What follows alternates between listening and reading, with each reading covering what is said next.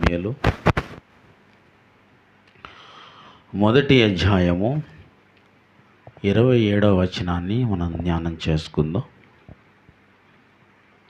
Page number 253. అయ్యయ్యో, బలాజ్యులు పడిపోయిరి, యుద్ధ సన్నతులు నశించిపోయిరి. చాలు. సకల ఆశీర్వాదములకు కారణభూతుడా, ప్రియ పరలోకపు మా కన్న తండ్రి, మరి మీకు వందనాలు, స్తుతి స్తోత్రాలు. ఈ దినము, ఈ సమయము మీరు మాతో మాట్లాడి మమ్మలను బలపరచుతూ, మమ్మలను స్థిరపరచుతూ,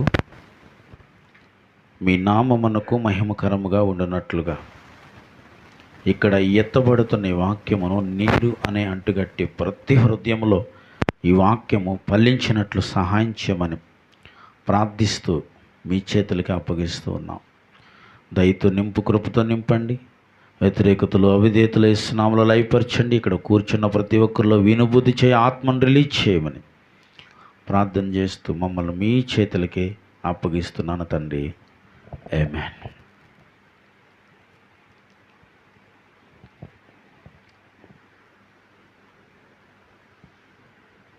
హల్లెలూయా, హల్లెలూయా. ఈ పూట దేవుడు కొన్ని విషయాలను మనకి తెలియచేస్తుండగా, రాత్రి వాక్యాన్ని నేను ధ్యానం చేస్తున్నప్పుడు ఇక్కడ ఇది దావీదు ఏడుస్తూ, ఎందుకంటే సౌలు మరణాన్ని విని దావీదు ఏడుస్తున్నాడు. అయ్యోయ్యో, బలాజ్యులు పడిపోయిరి, యుద్ధ సన్నతులు నశించిపోయిరి అంటున్నాడు. ఈ వాక్యము మనకి ఏ రీతిగా అర్థం చేసుకోవాలి అనేది జాగ్రత్తగా వింటూ దాన్ని అర్థం చేసుకోవడానికి ప్రయత్నం చేయాలి. ఎందుకంటే మొదటి సమయాలు ఒకసారి తీద్దాం. మొదటి సమయాలు ఇది చదివిన తర్వాత మీకు వాక్యాన్ని వినిపింపజేస్తాను. మొదటి సమయాలు 31వ అధ్యాయము మొదటి నుండి ఒకసారి చదవండి. మొదటి నుండి 6 వచనాల వరకు ఒకసారి చదవాలి.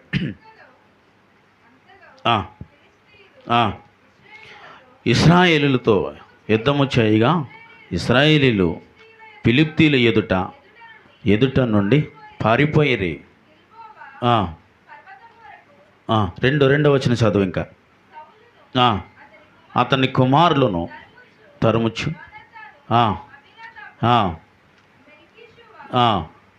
అని సౌలు ఒక కుమారులు అంతము చేసిరి. యుద్ధములో సౌలు ఓడిపోవచ్చు ఉండగా అతడు అంబులు వేయి వారి కంటబడి వారి చేత బహుగా గాయము నొందెను. అప్పుడు సౌలు, సున్నతి లేని వీరు వచ్చి నన్ను పొడిచి అపవాసము చేయకుండానట్లు నీ కత్తి దూసి దాని చేత నన్ను పొడవమని అతని ఆయుధములు మోయేవాడితో చెప్పగా అతడు భయము చేత అలాగూ చెయ్యనొల్లకుండెను. కనుక సౌలు తన కత్తి పట్టుకుని దాని మీద పడిను. సౌలు మరణము ఆయన. దేవునికి స్తోత్రం. ఇంకా 6 వచనాల వరకు చదవాలి. ఒకసారి అలా ఉండండి. దేవుని మాటను మనం వినాలి. ఇక్కడ దేవుడు సౌలుని ఎంతో నమ్మి, ఎవరిని నమ్మి? దేవుడు సౌలుని ఎంతో నమ్మి.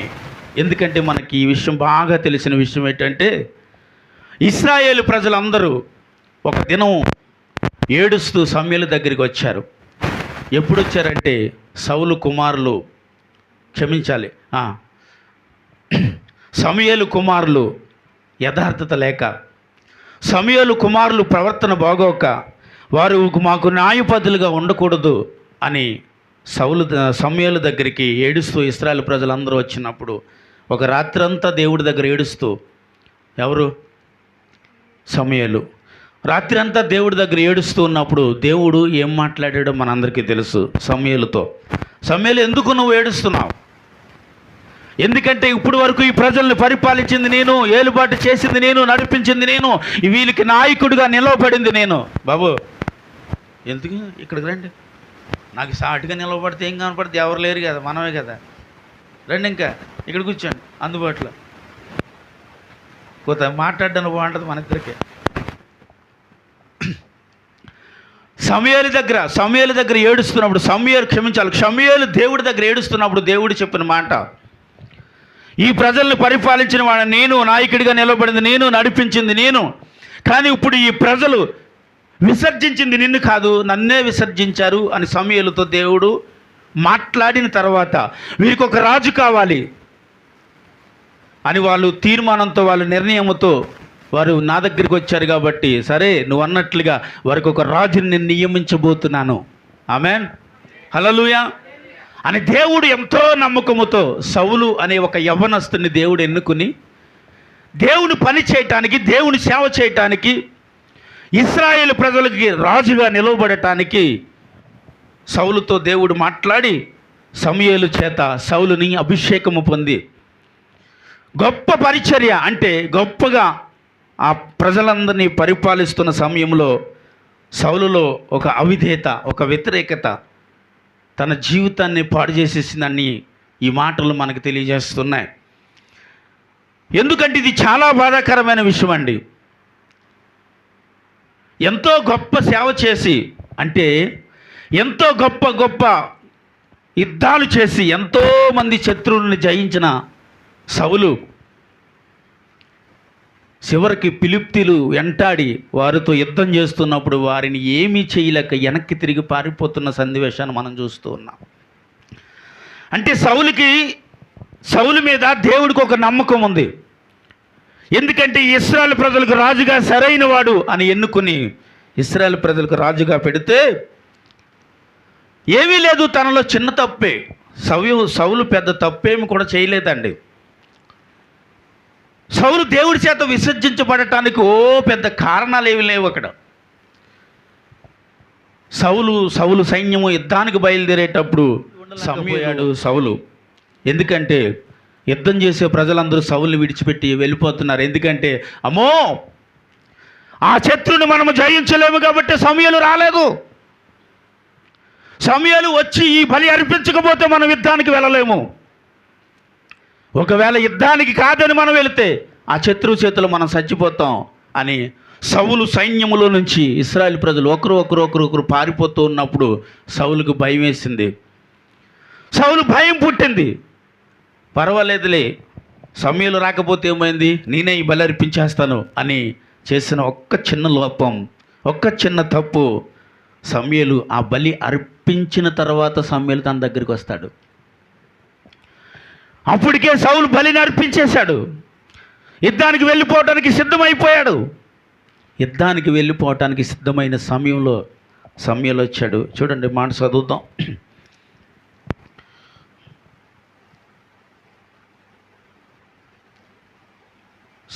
మొదటి సమూయేలు 13వ అధ్యాయము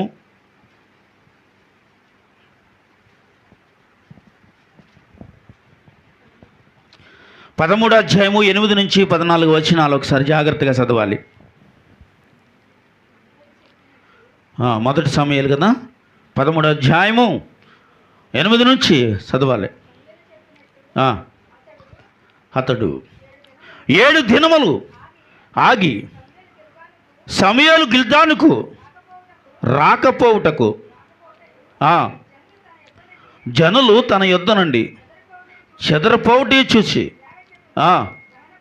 దహన బలులను సమాధాన బలులను నా యొద్దకు తీసుకుని రమ్మని చెప్పి దహన బలి అర్పించెను. అతడు దహన బలి అర్పించి సాలించిన వెంటనే సమూయేలు వచ్చెను. ఆమేన్, హల్లెలూయా. సౌలు అతనికి కలిగిన అంతటికి వందనము చేయటకే బయలుదేరగా సమూయేలు అతనితో ఏమంటున్నాడు, నీవు చేసిన పని ఏంటని అడిగను. అందుకు సౌలు, జనులు నా యొద్ద నుండి పారిపోవచ్చున్నారు, నిర్ణయ కాలమును నీవు రాకపోవటం వల్ల ఫిలిష్తీయులు అంటే ఆల్రెడీ శత్రువులు మా మీద ఏం చేస్తున్నారు, ఎదురు చూసి ఉన్నారు కాబట్టి వారితో యుద్ధం వెళ్ళటానికి మేము సిద్ధపడ్డాను. కానీ ప్రజలందరూ ఎక్కడి నుంచి పారిపోతున్నారు? ఇప్పుడు అందరూ స్పందించండి. ఎక్కడి నుంచి పారిపోతున్నారు అంటే యుద్ధం చేయాల్సిన వారు సౌలు యుద్ధం నుంచి పారిపోతున్నారు. సౌలు భయపడిపోయాడు అనమాట. భయపడిపోయి సరే సమయలు రావటం ఆలస్యం అయిపోయింది, ఇంక మనమే బలి అర్పించేయాలి అని బలిని అర్పించేశాడు. తర్వాత చదవాలి 12వ వచనం.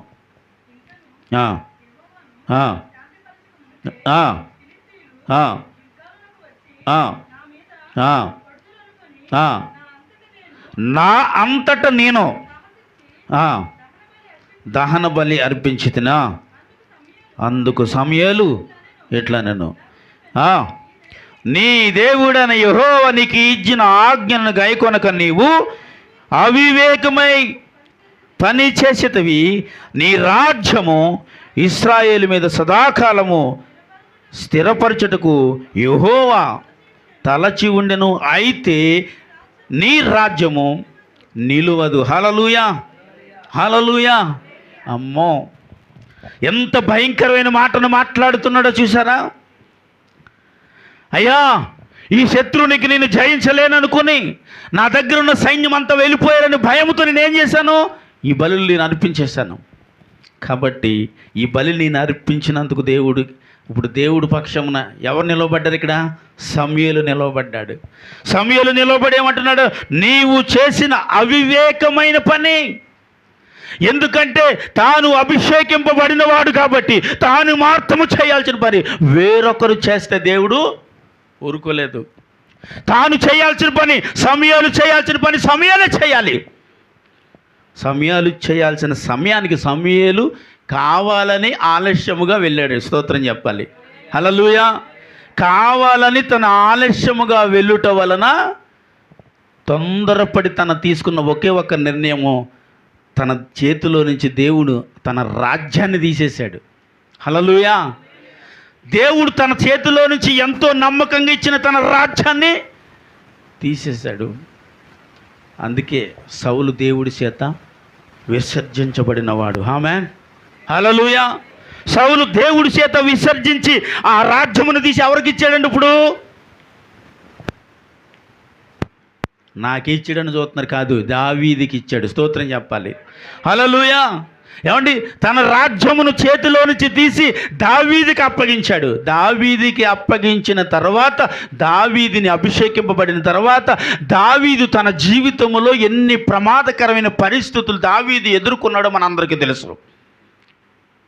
దావీదు అలాంటి భయంకరమైన పరిస్థితులు ఎదుర్కొంటూ ఉన్నప్పటికీ ఎన్నో యుద్ధాలు చేస్తూ ఆ యుద్ధంలోనే విజయము కాదు, దావీదును కూడా చంపాలని ప్రయత్నం చేయటం మొదలుపెట్టాడు సౌలు.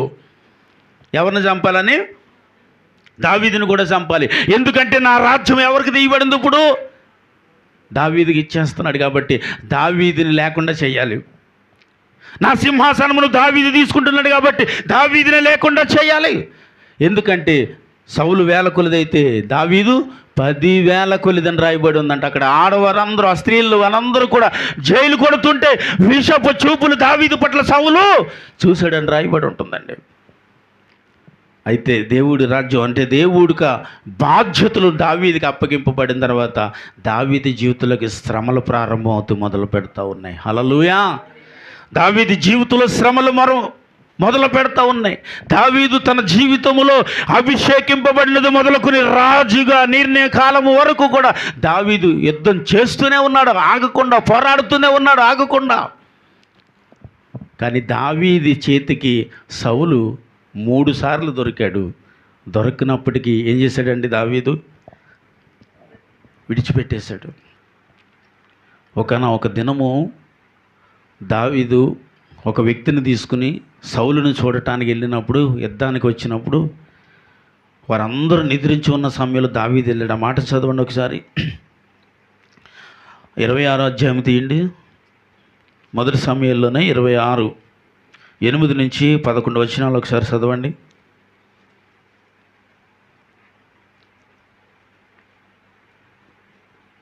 ఇరవై 26వ అధ్యాయము. అప్పుడు దావీదుతో ఇలాగూ చెప్పును, దేవుడు ఈ దినమున నీ శత్రువుని ఎవరికి అప్పగించాడు?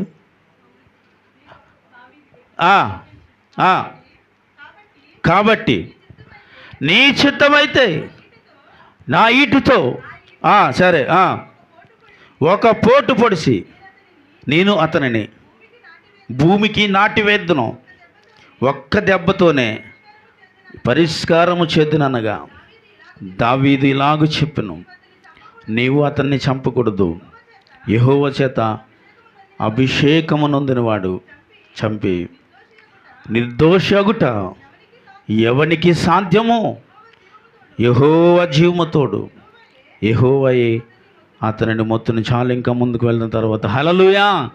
చూశారండి, ఇప్పుడు పగ తీర్చుకున్నట్టు ఎవరి పని? ఆయన పని. ఆయన మాత్రమే పగ తీర్చుకుంటాడు. కానీ దావీదు చేతికి అప్పగింపబడిన సౌలుని దావీదు ఏం చేశాడండి? ఎల్లయ్య గారు ఏం చేశాడు? వేసాడా? నవ్వుతారేటి బాబు, చదివాం కదా. ఏం చేశాడు? ఒక్క దెబ్బకే ఈ పరిష్కారము అవుతుందంటున్నాడు. అంటే అనుకూలమైన సమయం వచ్చింది దావీదు. ఎందుకంటే ఈ అరణ్య ప్రయాణాలు నీకు అవసరమా? ఇలా పరిగెడుతూ నీకు అవసరమా? సౌలు చేతి నుంచి తప్పించుకుంటూ ఎన్ని రోజులు పరిగెడతావు దావీదు? ఎన్ని రోజులు సౌలు చేతి నుంచి తప్పించుకోవడానికి? ఎన్ని రోజులు దావీదు నువ్వు ఈ రీతిగా అరణ్య ప్రయాణాలు చేస్తావు? ఎందుకు నువ్వుకి భయం? ఎందుకంటే దేవుడి చేత నువ్వు అభిషేకింపబడిన వాడివే కాబట్టి చేసేద్దాం. ఎవరిని? సౌలుని. అక్కడ ఆవేశపూరితమైన నిర్ణయాన్ని దావీదు ఒకవేళ తీసుకుని ఉంటే అక్కడ సౌలుని చంపడానికి అద్భుతమైన అధికారం దావీదుకి వచ్చిందా లేదా చెప్పాలి. హల్లెలూయా. ఒక్కొక్కసారి పగ తీర్చుకోవడానికి అవకాశం వస్తుంది. ఎవరికి? మనకంటే ప్రభువుని అంగీకరించబడిన మనకి ఒక్కొక్క విషయాలలో మనకు అవసరం. అలాంటి పరిస్థితి మనకు ఎదురయ్యేటప్పుడు అలాంటి టైంలో ఇలాంటి దావీదు వంటి ఆలోచన ఒకవేళ నువ్వును కలిగి ఉంటే నీ జీవితం ఇంకా అద్భుతమే. ఆమేన్. హల్లెలూయా. ఎందుకంటే ఆయన అంటున్న మాట ఏంటో తెలుసా? వద్దు, ఆయన దేవుని చేత అంటే యెహోవా చేత అభిషేకింపబడినవాడు కాబట్టి అతను నేను సంపను. ఎందుకంటే యెహోవాయే అతనిని మొత్తును. ఆమేన్. హల్లెలూయా. అంటే దానికి అర్థం ఏంటండి? అంటే నీ పక్షమును ఇప్పుడు ఎవరున్నారు ఇక్కడ? చెప్పాలి. నీ పక్షమును ఎవరున్నారు ఇక్కడ? దేవుడు ఉన్నాడు. కాబట్టి పగ తీర్చుకునుట ఎవరి పని? యెహోవా పని అని అంటుంది వాక్యం. ఆమేన్. హల్లెలూయా. కాబట్టి అలాంటి ఒక పరిస్థితి మనకి ఎదురైనప్పుడు కూడా పగ తీర్చుకొనకుండా విడిచిపెట్టేవాడు గొప్పవాడు. ఆమేన్. హల్లెలూయా. ఇలాంటి సమయంలో దావీదుకి చంపడానికి గొప్ప అవకాశం కలిగి ఉంది. ఎందుకంటే అందరూ చాలా భయంకర నిద్రలో ఉన్నారు. పొడిసిన అడిగేవాడు ఎవడు లేడు అక్కడ. నేను నేలకు నాటుదని అంటున్నాడు అంతే. ఈ ఈటితో నేలకి సౌలుని నాటుతో ఒక్క దెబ్బతో ఇప్పుడే నీకు పరిష్కారము. కానీ దేవుడి యొద్ద నుంచి పరిష్కారాన్ని కోరాడు, కానీ మనుషుల దగ్గర నుంచి దావీదు పరిష్కారమును అది. ఆమేన్. హల్లెలూయా. ఇప్పుడు మనుషుల దగ్గర నుంచి పరిష్కారము కోరివాడైతే దావీదు అద్భుతమైన అవకాశం వచ్చింది కాబట్టి ఈ దెబ్బతో సౌలుని వేస్తే రాజ్యమును అంటే సౌలు రాజ్యమును దేవుడు నాకు అప్పగిస్తానన్నాడు కాబట్టి ఇంక ఈ రాజ్యాన్ని పరిపాలించడానికి ఇంక నాకు అడ్డు ఎవడు లేడు అని ఒకే ఒక నిర్ణయం తీసుకోవాల్సిన వ్యక్తే దావీదు. ఎందుకంటే సౌలు చేతి నుంచి ఆ రాజ్యమును ఎవరికి అప్పగిస్తానన్నాడు? దావీదుకి. యెషయా కుమారుడు బెత్లెహేములో ఉన్న యెషయా కుమారుడు దావీదు నేను కనుగొని ఉన్నాను. ఈ రాజ్యమును, ఈ పరిపాలన, నీకు ఇచ్చిన ఈ అభిషేకమును ఆ దావీదుకి నేను ఇవ్వబోతున్నాను అని ముందే దేవుడు చెప్పాడు. ఆ అభిషేకముతో పొందిన ఆ దావీదు అప్పుడు ఆ రాజ్యమును సంపాదించడానికి అడ్డుగా నిలబడిన ఒకే ఒక వ్యక్తి సౌలు ఒక్కడే. సౌలుని చంపితే దేవుడు ఇస్తానన్న దానికంటే ముందుగానే దావీదు చేతికి ఆ రాజ్యము అప్పగింపబడుతుంది. హల్లెలూయా. దేవుడు ఇస్తానన్నాడు రాజ్యాన్ని. ఇదిగో సౌలు చేతి నుంచి తీసింది దావీదు, ఈ రాజ్యమును నీకు అప్పగించబోతున్నాను అని చెప్పిన దేవుడు ఆ అప్పగించాలంటే ముందు సౌలు పోవాలి కదండి. అప్పగింపబడాలంటే ముందు సౌలు వధింపబడాలి. అప్పగింపబడాలంటే ముందు సౌలే లేకుండా పోవాలి. అప్పగింపబడాలంటే సౌలు లేకపోతేనే సౌలు చేతిలో ఉన్న రాజ్యము నా చేతులకు వస్తుంది అని ఒకే ఒక ఆలోచన దావీదుకి ఉండాలా వద్దా? లేదు. కానీ అప్పగిస్తానన్నవాడు దేవుడు. ఇదిగో ఆ సౌలు చేతి నుంచి ఆ రాజ్యం నీకు అప్పగిస్తున్నాను అన్నవాడు దేవుడు. అప్పగించబడటానికి సౌలే కదండి మరి అడ్డుగా ఉన్నాడు దావీదుకి. మరి ఆ దావీదు ఆ సౌలును ఒకవేళ చంపితే త్వరగా దేవుడు అన్నదానికంటే త్వరగా మన చేతులకి వస్తుందా లేదా? వస్తుంది. దేవుడు ఇస్తానన్నాడండి, ఎప్పుడు ఇచ్చేలా ఉన్నాడండి, ఆలస్యం అయిపోయేలాగా ఉందండి, కాబట్టి త్వరగా సౌలుని వేసేస్తే ఆ రాజ్యం మనదేనండి అనే ఆలోచన ఎవరికి ఉండాలి? ఇప్పుడు దావీదుకు ఉండాలి. కానీ దావీదు దేవుడి మీద ఆధారపడ్డాడు, కానీ చెప్పండి మనుషుల మీద ఆధారపడలేదు. కాబట్టి సౌలు నేను చంపను, వద్దు, ఈ పరిష్కారము దేవుడి ద్వారా నాకు పరిష్కారం రావాలి, కానీ మనుషుల ద్వారా వచ్చే పరిష్కారం అన్నది దావీదు కోసం వింటే చాలా ఆనందం అనిపిస్తుంది. ఎందుకో తెలుసా అండి? సింహపు గుండె వంటి వారు కూడా దావీదు పేరు వింటే దడలాడేవారంట. ఇదిగో దావీదు వస్తున్నాడంటే, దావీదు యుద్ధం మొదలు పెడుతున్నాడంటే శత్రువు గుండెలలో ఏం పుట్టేదంటండి? భయం పుట్టేది. దావీదు పేరు వింటే, దావీదు మాట వింటే, ఏ యుద్ధానికి వచ్చేది ఎవరంటే దావీదు అంటే చాలు ఆ గుండెల్లో ఏం పరిగెట్టేదంట? భయం పరిగెట్టేదంటండి. దావీదు మాట వింటే అంత గొప్ప యుద్ధ నైపుణ్యముగా, అంత అద్భుతమైన యుద్ధము చేయగలిగా దావీదు నేర్పరిగా మారిపోయాడు. ఆమేన్, హల్లెలూయా. అంత గొప్ప యుద్ధము చేయగలిగిన దావీదు, అంత గొప్ప యుద్ధం చేయడానికి శత్రు గుండెలోనే భయాన్ని పుట్టించిన దావీదు భయంతో పరిగెట్టాడు ఆ సౌలు దగ్గర నుంచి. నేను అంటాను, అది భయంతో పారిపోలేదు, సౌలు మీద ఉన్న దేవుని అభిషేకం అనబట్టి, అంటే అభిషేకింపబడిన వ్యక్తి కాబట్టి తనను ముట్టకూడదన్న ఒకే ఒక ఆలోచనతో దావీదు సౌలు దగ్గర నుంచి తప్పించుకోవడానికి అనేక ప్రయత్నాలు చేశాడు. హల్లెలూయా. అంతేకాని సౌలు దావీదుని క్షమించాలి, దావీదు సౌలుని చంపలేక కాదు. హల్లెలూయా. నిజం, ఆయన చేతిలో చాలా ఈజీగా చంపగలిగిన వ్యక్తి. ఎందుకో తెలుసా అండి? ఫిలిష్తీయుల మొదటి సర్దారును, అంటే ఎవరిని? గొలియాతును చంపడానికి అసలు ఏమీ తెలియని వయసులోనే, అది. అలాంటి వయసులోనే నిలబడి గొలియాతును అంతం చేసేసాడు దావీదు. మీకు ఒక విషయం తెలుసా? ఫిలిష్తీయులకి దావీదు పేరు వింటే గుండెల్లో భయం తెలుసా అండి మీకు? ఎందుకంటే అలాంటి వ్యక్తిని చంపడానికి ఎవ్వరూ ముందుకు వెళ్ళలేకపోతే నిలబడి వధించిన ఒకే ఒక వ్యక్తి దావీదు ఒక్కడే. ఆమేన్. ఎందుకంటే దావీదు పక్షమున అక్కడ దేవుడు తోడుగా ఉన్నాడు కాబట్టి అలాంటి బలవంతుడిని కూడా జయించగలిగాడు. ఆమేన్, హల్లెలూయా. అలాంటి గొప్ప బలవంతులనే జయించి ఎంతో గొప్ప పేరు పొందిన దావీదు ఈరోజు సౌలుకి ఎందుకు భయపడాలి? అవకాశం వచ్చిన సౌలును దావీదు ఎందుకు విడిచిపెట్టాలి? ఇలాంటి అవకాశం ఎప్పుడైనా మనకొస్తే ఏం చేస్తాం అండి? ఖచ్చితంగా. ఎందుకంటే ఈ రాజ్యం మనకిస్తానని దేవుడు చెప్పాడు కాబట్టి త్వరగా ఏం చేయాలి? సౌలును పక్కకి తప్పిస్తే ఈ రాజ్యము ఎవరిది? మందే అని ఒక మంచి ఆలోచన, అది చెడ్డ ఆలోచన. అలాంటి ఆలోచనతో ఈరోజు మనుషులు ముందుకు వెళ్ళిపోతూ ఉంటారు. కానీ దావీదుకి అసలు అలాంటి ఆలోచన రాలేదేంటి? దావీదు అసలు అలా ఆలోచించలేదేంటి? దావీదు అసలు సౌలును చంపాలన్న ఆలోచన తన హృదయంలో కూడా రానివ్వలేదేంటి? సౌలు చేతి నుంచి తప్పించుకుంటూ అనేక స్థలాలు పరిగెడుతూ, అనేక ప్రాంతాలు పరిగెడుతూ, అనేక అరణ్య ప్రయాణాలు చేస్తూ తను ప్రాణాలు కాపాడుకోవటానికి దావీదు ప్రయత్నం చేస్తున్నాడు. ఎందుకంటే ఈ ప్రాణం అనేది నిలిచి ఉంటే ఆ అప్పగిస్తబడతానన్న రాజ్యము తప్పుగా ఒక దినము నా చేతులకి అప్పగిస్తబడుతుంది. చప్పట్లు కొట్టాలి. ఈ ప్రాణాలు కాపాడుకుంటూ దేవుడి కొరకు ఒకవేళ నేను నిలవబడితే ఆ అప్పగిస్తబడతాడు అనే ఆ రాజ్యమును సౌలు చేతి నుంచి తీసి నాకు ఇస్తాను అన్నాడు. కాబట్టి తప్పక నాకేం చేస్తాడు? ఇస్తాడండి. ఇప్పుడు అని ఒకే ఒక నమ్మకంతో దావీదు ఏం చేశాడు? ఇప్పుడు సౌలు ఎన్నిసార్లు దావీదు చేతికి చిక్కినా చంపకుండా వదిలేశాడు. అంతే అంటున్నాడు ఇక్కడ. ఒకేసారి అంటే ఏంటంట? ఒక్క దెబ్బకి నీ పరిష్కారం చేస్తాను. ఈ ఈటి తీసి ఇప్పుడు సౌలుని ఎక్కడ నాటుతాను? నేలకు నాటేస్తా.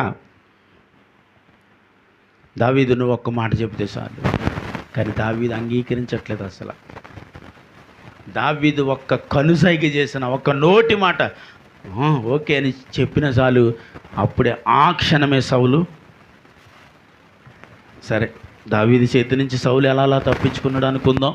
అయిపోయిన తర్వాత ఇప్పుడు సౌలు మరణాన్ని విన్నాడు దావీదు. ఎవరు మరణాన్ని విన్నాడు? సౌలు మరణాన్ని విని ఇప్పుడు ఏడుస్తున్నాడు. ఏమని ఏడుస్తున్నాడు?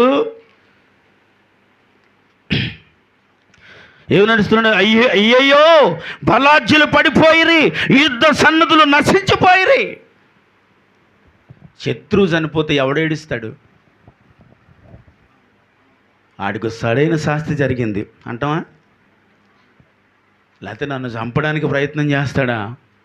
నన్ను నశింపజేయాలని చూస్తాడా? నన్ను తరుగుతాడా? నన్ను అరణ్య ప్రయాణాలు చేపిస్తాడా?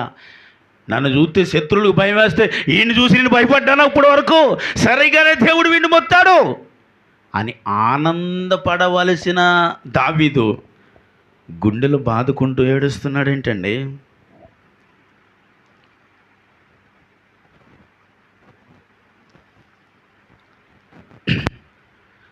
గుండెలు బాదుకుంటూ అయ్యయ్యో ఏమయ్యారంట? బలార్జులు పడిపోయారే. ఎన్నో రాజ్యములను జయించి ఎంతో మంది శత్రువులను జయించిన సౌలు చనిపోయాడని దావీదు ఇన్న మాటను బట్టి ఏడుస్తున్నాడు. ఇక్కడ నాకు అనిపిస్తుంది దావీదు ఎంత గొప్ప గుణవంతుడో చూసారా? అంతేనంటారా? గుణవంతుడేనా దావీదు? గుణవంతుడే. దావీదు గుణవంతుడు కాబట్టి తన శత్రువు చనిపోతే ఆనందపడట్లేదు, ఏడుస్తున్నాడు. ఈరోజు మనకి ఎదురుగా కానీ అంటే మనకి ఎవరి మీదైనా కోపం ఉన్నా, ఎవరైనా ఒకవేళ మనకి ఇష్టం లేని వ్యక్తికి ఏదైనా అపాయం జరిగిందంటే మనం ఎంతో ఆనందపడిపోతూ ఉంటాం. ఏమండి కదా? ఆనందపడిపోతూ ఉంటాం. ఎందుకని? వాడికి ఇలాగే జరగాలి, దానికి ఇలాగే జరగాలి. ఎందుకు జరగాలి? నన్ను ఎన్నోసార్లు ఏం చేసింది? నన్ను తిట్టాడు, కొట్టాడు, ఎన్నో రకరకాల మాటలు అన్నారు కాబట్టి సరైన పని దేవుడు వాడికి చేశాడు అని మనం ఏం చేస్తాం? మీరు ఆనందపడరేమో పాప కదా, అందుకని ఎవరు మాట్లాడట్లేదు. కానీ ఇక్కడ ఒక వ్యక్తి వల్ల తన ప్రాణాలు కాపాడుకోవటానికి ఎన్ని ప్రయత్నాలు చేసిన దావీదు ఆ వ్యక్తే చనిపోయాడని తెలిస్తే అయ్యయ్యో అని గుండెలు బాదుకుంటూ ఏడుస్తున్నాడు. ఎలా ఏడుస్తున్నాడు? అయ్యయ్యో అని తన వస్త్రములు చింపుకున్నాడంట. ఏడుస్తున్నాడు. బలార్జులు కూలిపోయారే. దేవుడి చేత అభిషేకింపబడిన వాడు కూలిపోయాడే. దేవుడే నమ్మి తన రాజ్యమును సౌలు చేతిలో అప్పగించి పెడితే ఆ రాజ్యమును పరిపాలించవలసిన నాయకుడి కూలిపోయాడే అని ఏడుస్తున్నాడు. ఈ మాట చదివేటప్పుడల్లా నీకు బాధ అనిపించాలి. ఎందుకు బాధ అంటే ఇక్కడ కూలిపోయిన వాళ్ళు ఎవరండి? చెప్పాలి. ఎవరు వారు? బలార్జులు పడిపోయారు, యుద్ధ సన్నతులు నశించిపోయారు, యుద్ధం చేసేవారు నశించిపోయారు, వెనక్కి తిరిగి పారిపోయారంట. చిచ్చి, సున్నతి లేని వీరి చేతిలో చచ్చిపోయేటి కంటే ఆయుధాలు మోసే నీ చేతిలో చచ్చిపోవడం బెటర్రా. నన్ను చంపే అంటే వాడు కూడా ఏం చేయలేకపోతున్నాడు సౌలుని. తన కత్తి వల్లనే ఏం చేశాడంట? తన కత్తి మీద పడి సౌలు ప్రాణాలు విడిచాడట. ఎంత రోషముగా ఉన్నాడో చూసారా అలాంటి టైంలో కూడా. కానీ నాకు ఆ మాట చదివేటప్పుడు అనిపించింది, దేవుని చేత అభిషేకింపబడిన ఒకే ఒక వ్యక్తి చేయబడిన తన జీవితంలో నా పొరపాటును బట్టి ఏమయ్యాడంటే కూలిపోయాడు, పడిపోయాడు, నశించిపోయారు. ఎవరు వీరంటే బలార్జులు. దేవుడు ఎందుకు ఏడుస్తున్నాడు? దేవుడు ఎందుకు ఏడాలి? ఎందుకంటే వీరు నశించిపోయారని ఏడుస్తున్నాడు. నశించిపోయారని ఏడవటానికి వీరు ఎవరంటే దేవుని చేత అభిషేకింపబడిన వారు, వీరు బలవంతులు, వీరు యుద్ధము చేయవారు. వారు నశించిపోయారని ఏడ్చే పరిస్థితి దేవుడికి వచ్చింది. దినము నీ ఆత్మీయ జీవితంలోంచి ఒకవేళ నువ్వు పడిపోయినా, ఈ లోక సంబంధమైన విషయాలలో నువ్వు పడిపోయినా, ఏదైనా ముట్టకూడదు నిన్ను ముట్టి అపవిత్రమైన కార్యాలలో నిన్ను పడగొట్టి ఒకవేళ నిన్ను నశింప చేస్తే నిన్ను చూసి ఏడ్చేది దేవుడే. నీ బంధువులు ఏడరు, స్నేహితులు ఏడరు, ఎవరు ఏడరు నిన్ను చూసి. మంచిగా జరిగింది, వీళ్ళకి ఇలాగే జరగాలి అని అంటారేమో, కానీ దేవుడైతే అలా అనేవాడే కాడండి. ఇప్పుడు దేవుడికున్న మనసు ఇక్కడ దావీదుకు కూడా ఉంది. నేను అంటాను, ఇదిగో దేవుడికి ఎలాంటి మనసు ఉందంటే, తాను ఇష్టపడిన వ్యక్తి పడిపోతే ఊరుకోడు, తను ఇష్టపడిన వ్యక్తి జారిపోతే ఊరుకోడు, తను ఇష్టపడిన వ్యక్తి ఒక వ్యక్తి పాతాళమును పడిపోతుంటే చూస్తూ ఉండలేడు దేవుడు. చప్పట్లు కొట్టాలి. ఎందుకంటే దేవుడి చేత ఎన్నుకోబడిన వ్యక్తి పడిపోతుంటే చూస్తూ ఊరుకుండేవాడు కాదండి. ఒక్కసారి చూడండి, యెషయా గ్రంథము తీయాలి ఒకసారి, అందరూ కూడా యెషయా గ్రంథం ఒకసారి తీయండి. ఎవరు పడిపోతే దేవుడు బాధపడుతున్నాడు. యెషయా గ్రంథం 14 వచ్చిన, యెహెజ్కేలు గ్రంథం 28. ముందు యెషయా గ్రంథమే చదవండి. యెషయా గ్రంథం 14 చదివి తర్వాత యెహెజ్కేలు గ్రంథం 28 14 నుంచి 17 వచనాలు చదవాలి. మేఘమండలమును ఇదనుకు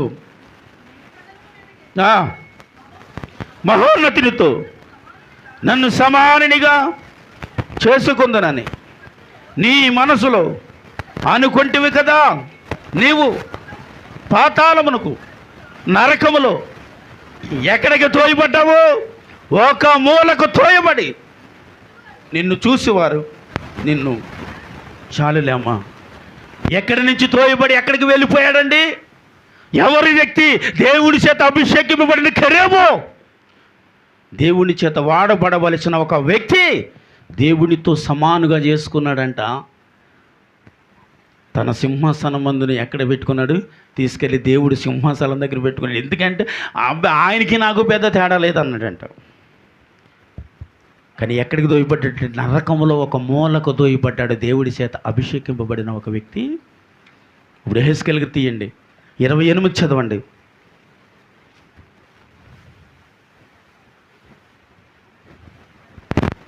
యెహెజ్కేలు 28 14 నుంచి 17 వచనాలు.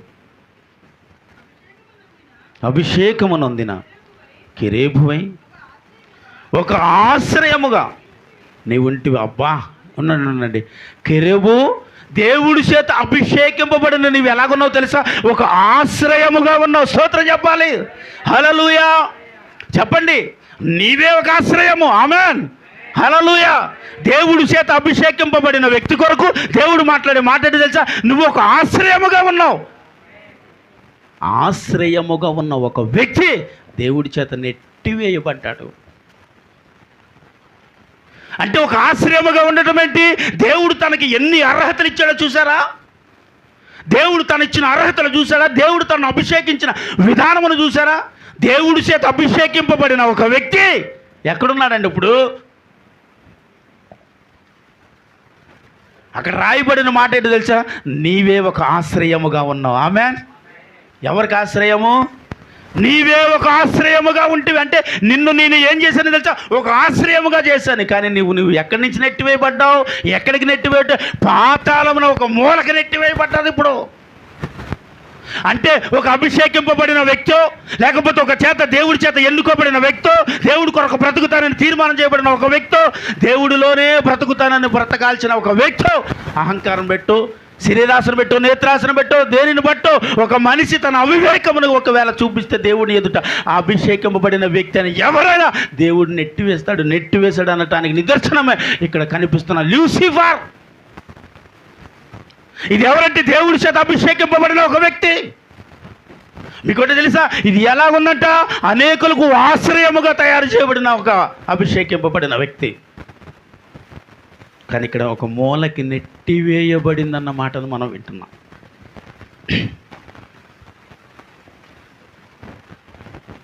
కొన్ని రోజులు అంటే కొంత సమయము, కొన్ని రోజులు కాదు, కొంత సమయాన్ని వేచి చూసి ఉంటే సరిపోయినంటాను సౌలు గారితో. కొద్ది క్షణమయ్యా. ఆ రోజు ఎరుకో పట్టణపు గోడలు కూల్చేటప్పుడు కూడా ఏం జరిగిందండి చెప్పాలి? 7 దినములు అంటే దాని చుట్టూ తిరగమన్నారా లేదా? 6 దినములు తిరిగిన ఆ ఎరుకో పట్టణపు ఎక్కడ కూడా ఏమి రాలేదంటే క్రాకలు కూడా రాలేదు, చిన్న గీతలు కూడా రాలేదు. కానీ ఆ ఇశ్రాయేలు ప్రజలు ఆ దినము వేచి ఉన్నారా లేదా? ఇప్పటికి 6 రోజుల నుంచి తిరుగుతూనే ఉన్నాం, కానీ ఎక్కడ ఎరుకో పట్టణపు గోడలు కూలుతున్న దాని ప్రభావం ఏమి కనిపించట్లేదు యెహోషువ. కాబట్టి ఇంక మేము తిరగలేము, మాకు కాళ్ళు లాగేస్తున్నాయి, ఇంకా వద్దు అని ఎవ్వరు అనకుండానే యెహోషువకు సహకరించారు. ఎరుకో పట్టణం చుట్టూ తిరుగుతూనే ఉన్నారు. కానీ 6 రోజులు ఆలస్యముగా వచ్చిన తనను చూసి ఏం చేశారంట, తనను ఇంకా రాడని ఇంకా నిర్ణయం తీసుకుని చేయకూడని పనిని చేసి విసర్జించబడిన వ్యక్తిగా నేను అంటాను. దీన్ని ఏమంటాను తెలుసా? తొందరపాటు నిర్ణయాలు, తొందరపాటు ఆలోచనలు. ఆలోచించి నిర్ణయం తీసుకోరు. ఆలోచించకుండా నిర్ణయం తీసి తొందరపాటు నిర్ణయం తీసుకుని దేవుడి యొద్ద నుంచి పడిపోవటానికి కారణమవుతాయి. దేవుడి యొద్ద నుంచి జారిపోవటానికి కారణమవుతున్నాయి. దేవుడి చేత విసర్జించబడటానికి కారణమవుతున్నాయి ఇలాంటి నిర్ణయాలు. ఈ ఒకే ఒక నిర్ణయము నాకు అనిపించింది, అంత పెద్ద తప్పేం చేశాడయ్యా సౌలు. కాసేపు ఎదురు చూడలేకపోయాడు, దాని కొరకు ఎంత పెద్ద శిక్షను విధించేసావా అంటే దేవుడి దగ్గర ఆ కాసేపు సమయంలో ఎదురు చూసే గుణము లేక సౌలే విసర్జించబడితే నీ ఆత్మీయ జీవితంలో నువ్వు ఎలా ఉంటున్నావు, ఎలా బ్రతుకుతున్నావు? ఒకవేళ అలాంటి విషయాలలో మనం కూడా ఒకవేళ దేవుడి చేత విసర్జించబడిపోతే, దేవుడే వదిలేస్తే నీ పరిస్థితి పాతాళమున ఒక మూల కూర్చున్న ఈ లూసిఫర్ను మనం చూస్తున్నాం కదా. ఎవరు విడిచిపెడితేనండి? దేవుడు విడిచిపెడితే మనం ఎక్కడ కూర్చోవాలి చెప్పండి అమ్మా? ఎక్కడ కూర్చోవాలి? పాతాళమున ఒక మూల కూర్చోండాలంట. ఇక్కడ పాతాళమున ఒక మూలను కూర్చొని పెట్టాడు దేవుడి చేత అభిషేకింపబడిన కెరూబుని దేవుడు. దేవుడి సమూయేలు చేత అభిషేకించిన దేవుడే చేసిన చిన్న పొరపాటుకి సౌలుని తీసుకెళ్ళి దూరంగా కూర్చొని పెట్టాడు. అయ్యా నీ చేతుల నుంచి ఆ రాజ్యాన్ని తీసేస్తున్నాను అంటున్నాడు. చిన్న తప్పు చేసిన దాని విషయంలోనే అంత ప్రమాదకరమైన పరిస్థితి తనకు ఎదురైపోతే, ఈరోజు క్రైస్తవులుగా పిలువబడుతూ ఎంతోమంది నామకార్థంగా బ్రతికేస్తూ, నామకార్థంగా జీవించేస్తూ, పాపానికి చోటిచ్చేస్తూ, వాళ్ళకి నచ్చినట్టు జీవించేస్తూ, హ్యాపీగా సంతోషంగా ఎంజాయ్ చేస్తూ బ్రతుకుతున్న వారి విషయంలో దేవుడు తీసుకునే నిర్ణయం ఏంటి? దేవుడు ఎలాంటి నిర్ణయం ఇలాంటి వాళ్ళ కొరకు తీసుకుంటాడు?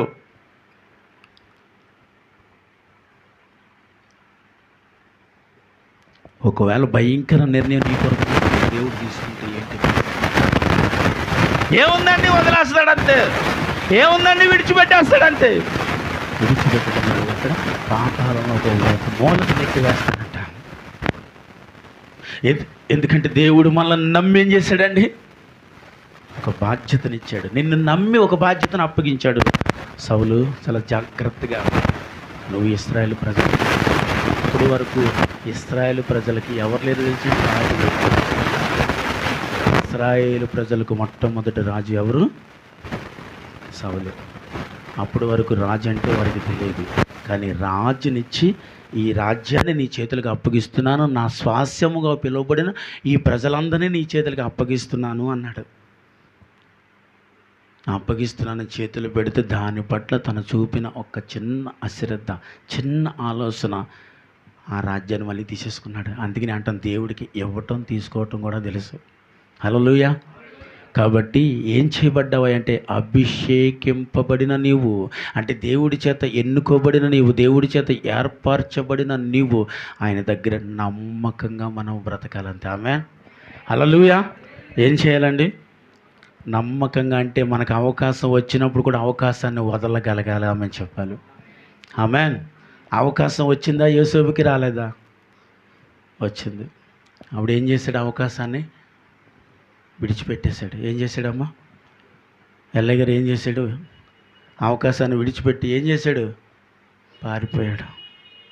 అవకాశం, అలాంటి అవకాశం నీకు వచ్చినప్పుడు విడిచిపెట్టి పారిపోకపోతే దేవుడు ఏం చేస్తాడంట?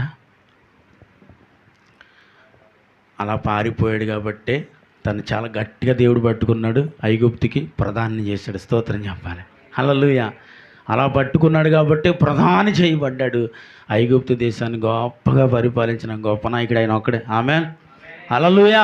కాబట్టి ఒక్కొక్కసారి నీకు ఒక అవకాశం వస్తూ ఉంటుంది. అలాంటి అవకాశం వచ్చినప్పుడు వాటిని మనం విడిచి బ్రతకకపోతే దేవుని చేత విసర్జించబడతాము, దేవుని చేతలు వదిలివేయబడతాము. దేవుడు నిన్ను నన్ను చూసి ఒకవేళ అసహించుకునేడనుకో, ఏమనిపిస్తుంది? అసచ్చి ఈ బ్రతికెందుకు, మనుషులు అసహించుకున్నప్పుడే మనకేమనిపిస్తుంది? ఏమనిపిస్తుందండి? రాహేల్ ఎప్పుడు అసహించుకోలేదా మీ మీద? ఎప్పుడు బాగా చూసుకుందా? ఇప్పుడు బాగా చూసుకుంటుందా? అసహించుకుంటే ఏమనిపించేదండి? ఎప్పుడు అసహించుకోలేదండి, అవునా? పర్లేదు సార్ చెప్పండి, ఎవరు లేరు. ఒకవేళ అసహించుకుంటే ఏమనిపించేది? చిచి, ఈ బతుకు ఎందుకు వచ్చిన బ్రతుకు అనిపిస్తుంది. ఒక మనిషిని అసహించుకుంటేనే ఎందుకు బ్రతకటం అంటే, అసలు నిన్ను నన్ను సృష్టించిన దేవుడు అసహించుకుంటే, దేవుడు ఎందుకు నిన్ను నన్ను ఒకవేళ అసహించుకుంటాడంటే, తనకు వ్యతిరేకంగా ఒకవేళ నువ్వు నిలవబడితేనే నిన్ను అసహించుకుంటాడు. లేకపోతే ముద్దు వెచ్చు వరకు ఎత్తుకుని ముద్దాడువాడని నేనే స్తోత్రం చెప్పాలి. హల్లెలూయా. ఏం చేస్తాడంట?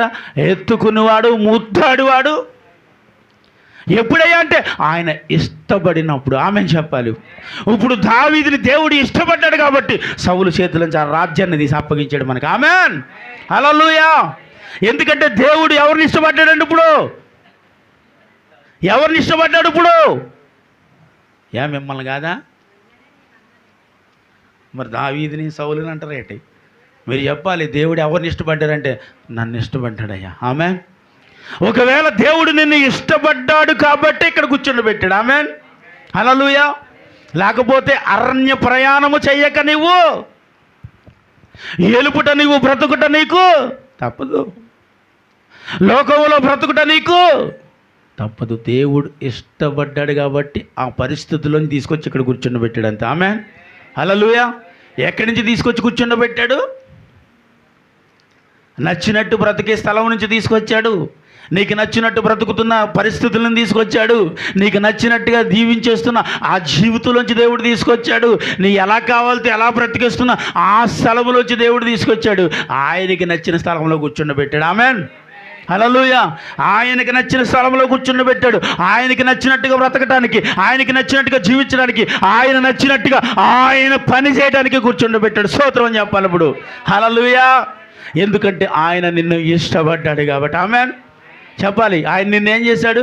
ఆయన ప్రేమించుచున్నాడు కనుక ఇడవకన్న ఎడలా చెప్పండి కృప చూపుచున్నాడు. ఆమెన్ చెప్పాలి ఇప్పుడు. హల్లెలూయా.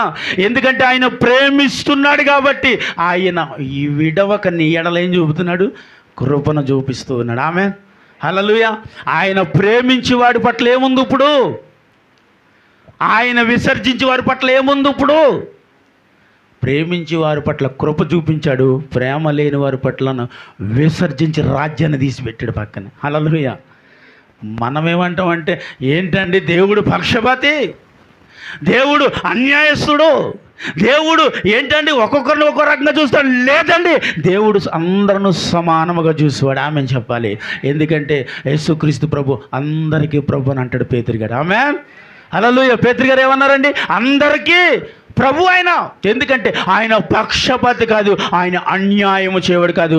మీరే అన్యాయం చేయవరని రాశాడు అక్కడ. మనమే పక్షపాతము కలిగిన వారం కానీ ఆయన పక్షపాతం లేదు. ఆయన్ని మనమే అన్యాయం చేస్తాం కానీ ఆయన అన్యాయం చేయవాడు కాడు.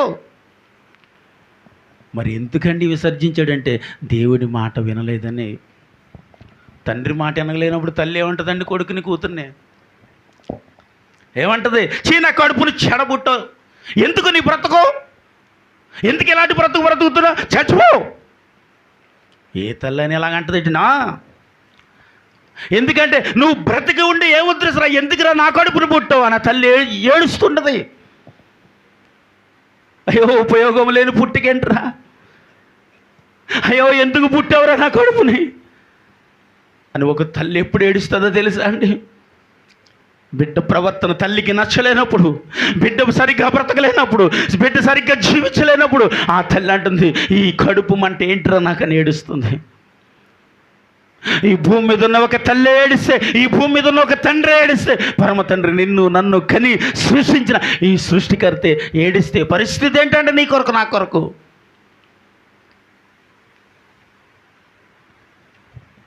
బాధ బాధ బాధ అంటే ఒక్కొక్క వ్యక్తి మీద ఒక్కొక్క ప్రేమ. అంటే ఒక్కొక్క వ్యక్తిని నేను అంటాను, ఒక వ్యక్తి అని మీకు అర్థమయ్యేటట్టుగా సూటిగా చెప్పిన, ఇప్పుడు గర్భవతి అయిన ఒక స్త్రీ 9వ నెల 8వ నెల వచ్చిన తర్వాత కడుపులోనే పిండముగా బిడ్డ చచ్చిపోయినప్పుడు ఆ తల్లికి బాధ ఉంటుందా ఉండదా? ఎంత బాధ ఉంటుంది? ఎంత బాధ ఉంటుందో చెప్తాను. అదే పుట్టి తర్వాత ఉయ్యాల్లో వేసి ఊపే సమయంలో ఒక 8వ నెల 7వ నెల వచ్చిన తర్వాత ఆ ఉయ్యాలను పడుకొని చచ్చిపోతే ఆ తల్లికి ఎంత బాధ ఉంటుంది? అదే కొద్దిగా ముందుకు వెళితే ఆ కుర్రోడు ఆడతా పాడుతా బుడిబుడిలాడి వేసే సమయంలో చచ్చిపోతే ఆ తల్లికి ఎంత బాధ ఉంటుంది? ఇంకా కొద్ది ముందుకు వెళ్తే స్కూలుకు వెళ్ళే సమయం వచ్చిందండి. 8-9 సంవత్సరాల వయసు వచ్చింది. ఆ సమయంలో ఒకవేళ ఆ బిడ్డ చచ్చిపోతే తల్లికి ఎంత బాధ ఉంటుంది? ఇంకా కొద్ది ముందుకు వెళితే కాలేజీకి వెళ్ళే సమయం, యవనస్తుడు యవనస్తురాలు, అలాంటి సమయంలో ఒకవేళ ఆ తల్లి కళ్ళ ముందే ఆ బిడ్డ చచ్చిపోతే తల్లికి ఎంత బాధ ఉంటుంది? ఇప్పుడు చివరిగా నేను చెప్పేది ఏంటో తెలుసా? అపాయింట్మెంట్ ఆర్డర్ తీసుకున్నాడు, ఉద్యోగం వచ్చింది. ఈ మాట చెప్పాలని తల్లికి తండ్రికి చాలా ఆనందంగా వస్తున్నాడు ఇంటికి. దారిలో యాక్సిడెంట్ అయింది, చచ్చిపోయాడు. తల్లికి తండ్రికి ఎలా ఉంటుంది? గుండెలు పగిలిపోతలేదా? ఒకవేళ గర్భములోనే చచ్చిపోయి ఉంటే కనీసం ఒక నెల రోజులు ఏడ్చి తల్లి ఊరుకుని ఉండేది. ఆ ఉయ్యలేసి ఊపేటప్పుడు చచ్చిపోయింటే కొన్ని రోజులు ఏడ్చి ఊరుకుని ఉండేది. ఆ బుడుబుడు అడుగులు వేసేటప్పుడు చచ్చిపోయేట్టు అది కొన్ని రోజులు ఏడ్చి ఉండేది. కానీ ఇంచుమించు 25 సంవత్సరాలు పెంచి పెద్ద చేయబడి తన చేతులతో తన గోరుముద్దలు తింటూ ఎదుగుతూ కళ్ళ ముందే పెరిగిన తన బిడ్డ అమ్మా ఉద్యోగం వచ్చింది, డాడీ ఉద్యోగం వచ్చిందని చెప్పడానికి అపాయింట్మెంట్ ఆర్డర్తో ఇంటికి వస్తుండే, కానీ చచ్చిపోతే ఆ తల్లికి ఆ తండ్రికి ఎంత బాధ అండి, ఎంత ఆవేదన అది. ఒక తల్లిగా ఆలోచన చేయండి, తండ్రిగా ఆలోచన చేయండి. ఇప్పుడు అంటాను, లోకంలో బ్రతికే నిన్ను, పాపంలో బ్రతికే నిన్ను, శాపంలో బ్రతికే నిన్ను, అవిధేయతతో బ్రతికిన నిన్ను దేవుడు తీసుకొచ్చి ఇక్కడ కూర్చుండబెడితే ఇప్పుడు నువ్వు మళ్ళీ అదే పరిస్థితుల్లో నువ్వు పడిపోతే ఇప్పుడు నిన్ను అంతకంటే ఎక్కువ నిన్ను అలా తయారు చేయబడిన ఆ తండ్రే ఏడిస్తే పరిస్థితి ఏంటి?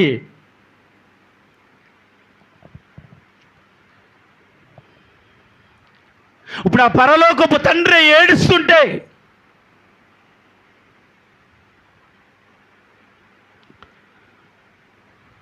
ఆ బాధ వర్ణింపలేనిది కదా, అది చెప్పుకోలేనిది కదండి. అది ఊహించడానికి కూడా అసలు అవ్వట్లేదు. అనిపిస్తుంది, దేవా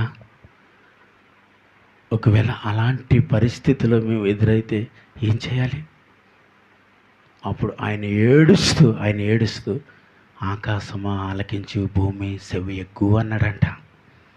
ఎందుకంటే ఇంక ఈ ప్రజలు దేవుడి మాట వినటం మానేశారంట.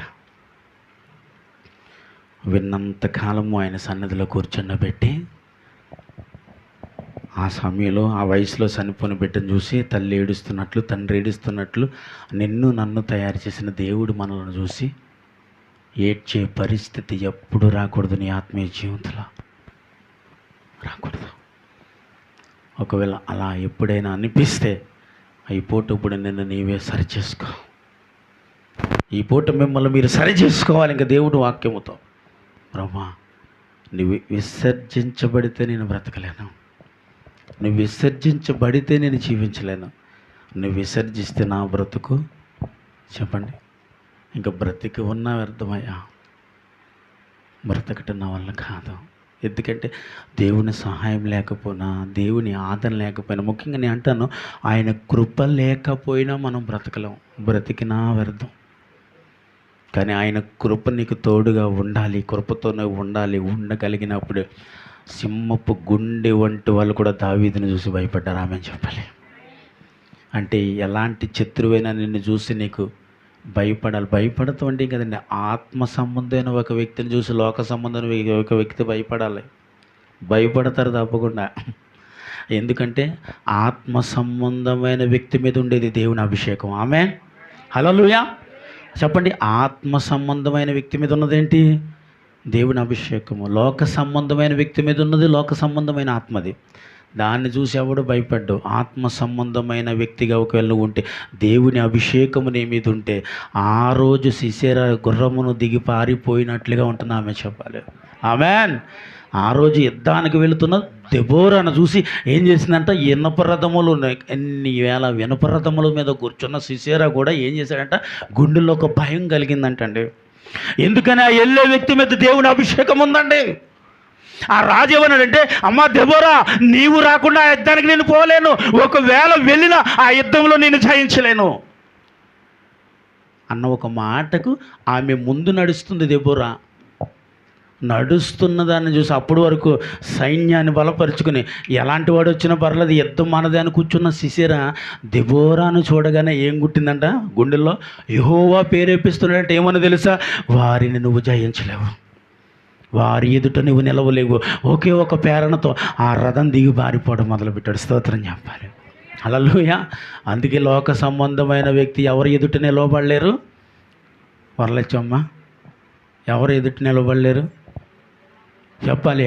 ఆత్మ సంబంధమైన వ్యక్తి ఎదుట నిలవలేరు. అందుకే పాపులు నీతిమంతుల సభలో ఎవరు నిలవరు అనిపిస్తుంది. నీతిమంతుల సభలో పాపులు నిలవబడలేరంట, వాళ్ళు ఎదురు కూర్చొని లేరంట, వాళ్ళతో చూడలేరంట, వాళ్ళతో మాట్లాడలేరంటండి వారు. ఎందుకంటే వారు పాపము చేయువారు కాబట్టి ఆ రథాన్ని దిగి పారిపోవడం మొదలుపెట్టాడు. ఆమె హల్లెలూయా. ఎప్పుడైతే పారిపోవడం మొదలుపెట్టాడో తన పతనానికి అంతం మొదలైందంతే. స్తోత్రం చెప్పాలి హల్లెలూయా. కాకపోతే దేవుని అభిషేకము ఉన్న వ్యక్తి ఏం చేయాలంటే తాను తగ్గించుకుని ముందుకు వెళితేనే ఆ అభిషేకం తాను మీద నిలిచి ఉంటుంది. ఆమె చెప్పాలి. దావీదు తగ్గించుకున్నాడా లేదా అమ్మాయి చెప్పాలి. దావీదు తగ్గించుకున్నాడా లేదా? ఎంతవరకు తగ్గించుకున్నాడు? చేతికి దొరికిన శత్రువుని విడిచిపెట్టాడు. ఇలాంటి అవకాశాలు మీ జీవితంలో కూడా కలిగినప్పుడు విడిచిపెట్టండి. ఇలాంటి అవకాశాలు కలిగి ఉన్నప్పుడు కూడా అలాంటి వాటిని విడిచి నువ్వు ముందుకు వెళ్ళాలి. వెళితేనే దేవుని అభిషేకం నీ మీద నిలిచి ఉంటుంది. శత్రువు నిన్ను చూసి పారిపోతాడు. అంతే. స్తోత్రం చెప్పాలి హల్లెలూయా. ఎవరు చూసి పారిపోతాడు? శత్రువు నిన్ను చూసి పారిపోతాడు. పారిపోవాలంటే ముందు దేవుని అభిషేకము నీ మీద నిలిచి ఉండాలి. ఆమేన్ హల్లెలూయా. అది కోల్పోతే అసున్నతి లేని వాళ్ళ చేతిలో నేనెందుకు చచ్చిపోవాలి అని తాను కత్తి మీద పడి తానే చచ్చిపోయిన పరిస్థితిని సౌలు జీవితంలో చూస్తూ ఉండండి. చచ్చిపోని శత్రువుని చూసి అయ్యో అయ్యయ్యో అంటూ ఏడుస్తున్న దావీదుని చూస్తున్నాం. శత్రువు నశించిపోయినప్పుడు ఆనందపడే వాళ్ళని చూస్తూ ఉంటే ఇక్కడ దావీదు శత్రువు చనిపోతే ఏడుస్తున్నాడండి. ఏం చేస్తున్నాడు చెప్పండి? ఎందుకు ఏడవాలి? ఆనందపడాల్సిన సమయం, దేవుడు నాకు ఇచ్చిన సమయం వచ్చేసింది, దేవుడు తన రాజ్యాన్ని నాకు అప్పగిస్తానన్న సమయం వచ్చేసింది. అయ్యయ్యో అనవలసిన అవసరత దావీదు జీవితంలో అక్కడ లేదు. అబ్బా, దేవుడు అనుకున్న నిర్ణయకాలం ఇదేలా ఉంది. దేవుడు ఆ సౌలు చేతి నుంచి ఆ రాజ్యాన్ని తీసి నాకు ఇస్తానన్నాడు. ఆ సమయం ఇదేలాగా ఉందని ఆనందించాల్సిన దావీదు అయ్యయ్యో అని గుండెలు బాదుకుంటూ ఏడుస్తున్నాడు.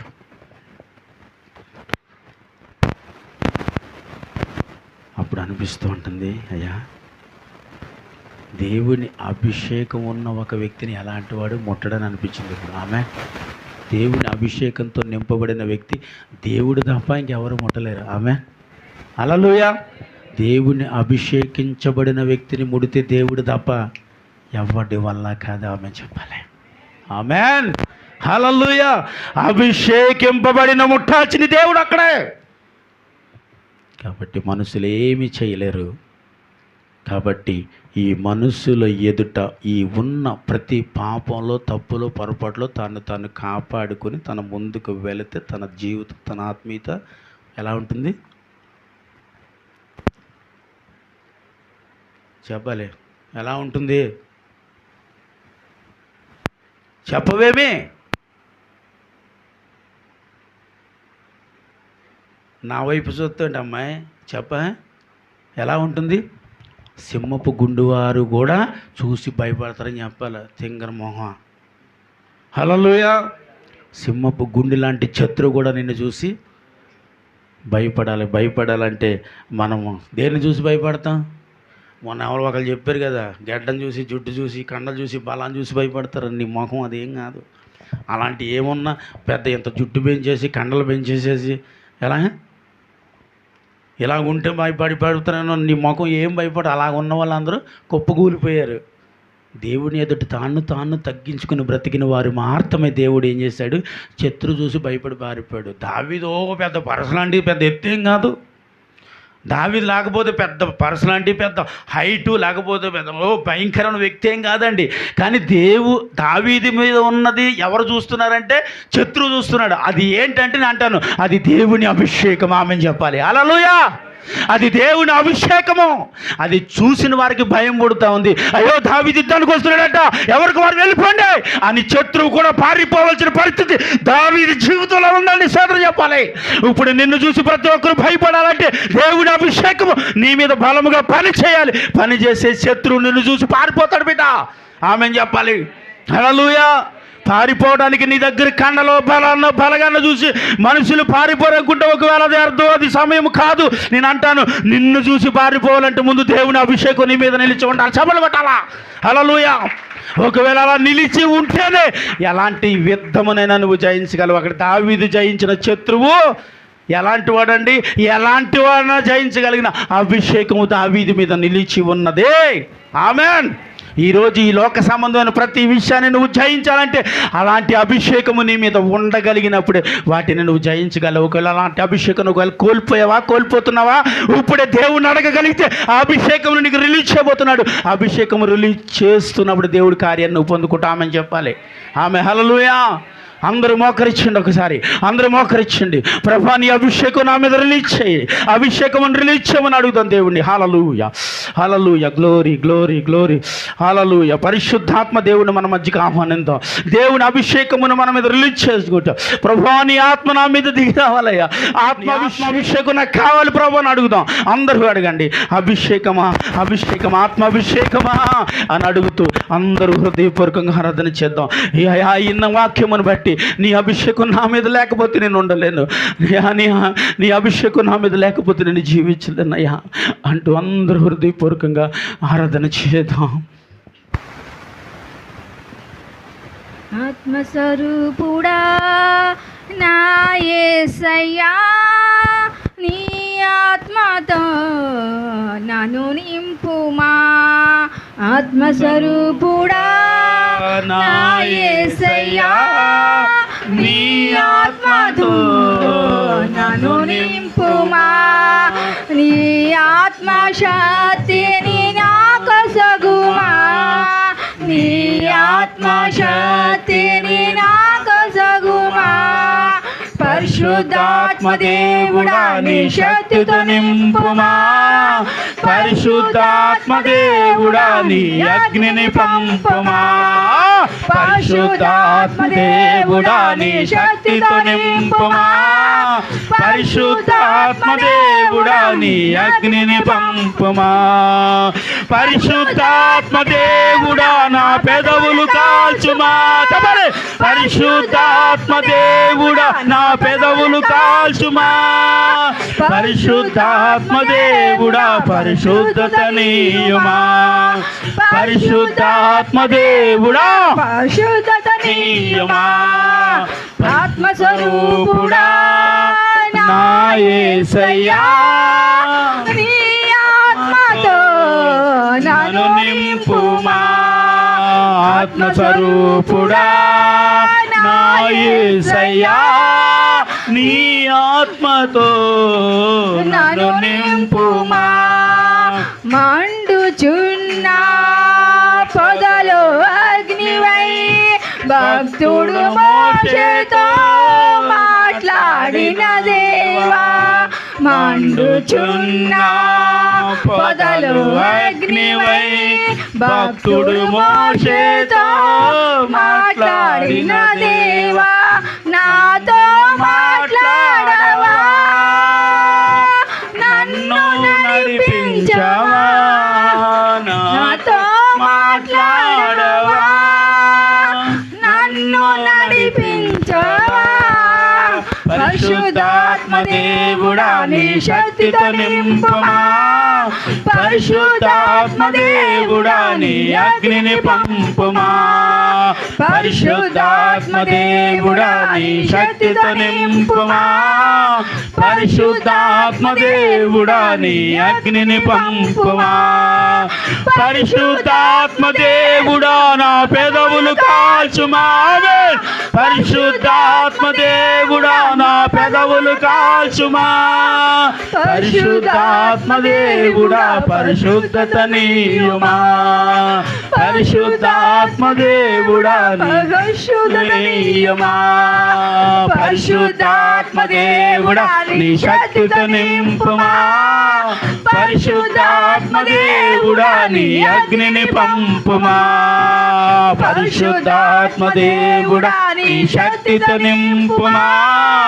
పరిశుద్ధాత్మ దేవుడా నీ అగ్నిని పంపుమా పరిశుద్ధాత్మ దేవుడా నా పెదవులు కాల్చుమా చెప్పాలి పరిశుద్ధాత్మ దేవుడా నా పెదవులు కాల్చుమా పైకి లేచి నిలబడదాం పరిశుద్ధాత్మ దేవుడా పరిశుద్ధత నీయుమా పరిశుద్ధాత్మ దేవుడా పరిశుద్ధత నీయుమా పరిశుద్ధాత్మ దేవుడా నీ శక్తితో నింపుమా పరిశుద్ధాత్మ దేవుడా నీ అగ్నిని ఆమేన్. పంపుమా పరిశుద్ధాత్మ దేవుడా నీ శక్తితో నింపు ఆమేన్.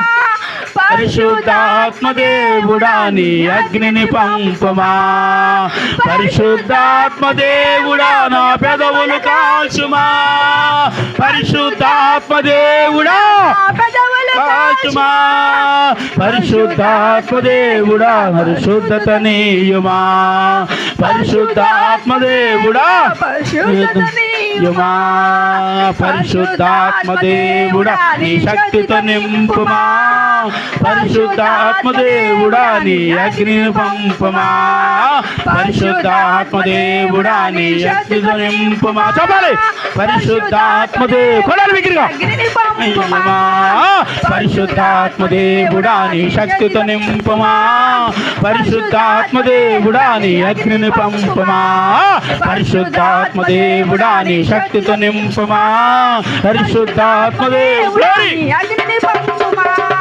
పరిశుద్ధాత్మ దేవుడా నీ శక్తితో నింపుమా పరిశుద్ధాత్మ దేవుడా నీ అగ్నిని పంపుమా పరిశుద్ధాత్మ దేవుడా నా Glory, glory, glory, hallelujah. పరిశుద్ధాత్మ Amen. దేవుడా నా పెదవులు కాల్చుమా పరిశుద్ధాత్మ దేవుడా పరిశుద్ధత నీయుమా పరిశుద్ధాత్మ దేవుడా పరిశుద్ధత నీయుమా పరిశుద్ధాత్మ దేవుడా నీ శక్తితో నింపుమా పరిశుద్ధాత్మ దేవుడా నీ అగ్నిని పంపుమా ఆమేన్. పరిశుద్ధాత్మ దేవుడా నీ శక్తితో నింపుమా పరిశుద్ధాత్మ దేవుడా నీ అగ్నిని పంపుమా పరిశుద్ధాత్మ దేవుడా నీ శక్తితో నింపుమా పరిశుద్ధాత్మ దేవుడా నీ అగ్నిని పంపుమా పరిశుద్ధాత్మ దేవుడా నీ శక్తితో నింపుమా పైకి లేవాలి పరిశుద్ధాత్మ దేవుడా నీ